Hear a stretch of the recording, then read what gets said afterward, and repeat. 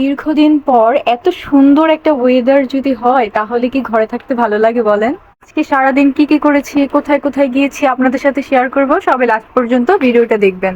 আসসালামু আলাইকুম এভরিওয়ান, আশা করি সবাই ভালো আছেন। আমিও আল্লাহর রহমতে ভালো আছি। তো সকাল সকাল ঘুম থেকে উঠে গেলাম, ঘুম থেকে উঠেই দেখি যে এত সুন্দর একটা ওয়েদার। সকাল সকাল ঘুম থেকে উঠে এত সুন্দর একটা ওয়েদার দেখে আসলেই মনটা একদম ফ্রেশ হয়ে গিয়েছে। এরপর রান্নাঘরে গিয়ে দেখলাম যে আম্মু রুটি বানিয়ে রেখেছে। তো আমি আর কি ভেজে নিলাম, রুটিগুলো ভেজে নিয়ে রুটি আর আলু ভাজি দিয়ে আমাদের সকালের নাস্তাটা সেরে ফেললাম। সকালের নাস্তায় রুটি আর এত মজার আলু ভাজি হলে আর কি লাগে বলেন। এরপর দুপুরে খাওয়া দাওয়া করে বাসায় তো মন বসছিলই না। পরে ভাবলাম যে একটু বাহিরে যাই, একটু ঘুরে আসি, তাহলে হয়তো ভালো লাগবে।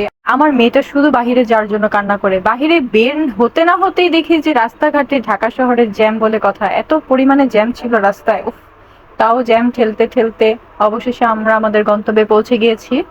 তো সবাই হয়তোবা চিনতেই পেরেছেন আমরা কোথায় গিয়েছি। তারপর দেখলাম যে বাহিরে ঝালমুড়ি বিক্রি করছে, তো ভাবলাম যে ঝালমুড়ি নিয়ে একবারে ভিতরে ঢুকি। চারোদিকে সবুজ গাছপালা দেখে আমার মেয়েটা এদিক সেদিক শুধু দৌড়াচ্ছিল আর খেলছিল। ও খুব এনজয় করেছে আজকের দিনটা। পাশে তাকিয়ে দেখি যে ওয়েডিং ফটোশুট চলছে। তবে একটা জিনিস আমি লক্ষ্য করলাম যে আশেপাশে যে যা কিছুই খাচ্ছে না কেন, ময়লাগুলো এদিক সেদিক ফেলে দিচ্ছে। এতে করে তো আমাদের পরিবেশটা নষ্ট হচ্ছে। আমরা যদি এই জিনিসটা না বুঝি তাহলে তো আমাদের পরিবেশটা একদম নষ্টই হয়ে যাবে। তো এরপর হাঁটাহাঁটি করে দেখতে পেলাম যে আম আর জাম বিক্রি করছে। বছরের প্রথম জাম, আমি এখনো জাম খাইনি। আম খেয়েছি, বাট জামটা মিষ্টি ছিল, আমটা এত টক ছিল যা বলার বাহিরে। তো এরপর আমাদের ঘোরাঘুরি শেষ করে আমরা বাহিরে চলে যাচ্ছি।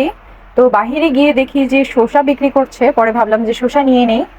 তো রিক্সার মধ্যে শসা খেতে খেতে বাসায় চলে যাব। এমন টাইমে দেখি যে রাস্তায় এত পরিমাণে জ্যাম লেগেছে যা বলার বাহিরে। এরপর জ্যাম ঠেলতে ঠেলতে আর কি বাসায় চলে গেলাম। তো আজকের ভিডিওটা এই পর্যন্তই। সবাই ভালো থাকবেন, সুস্থ থাকবেন, আর আমার জন্য সবাই দোয়া করবেন। সবসময় আমার পাশে থাকবেন। আসসালামু আলাইকুম।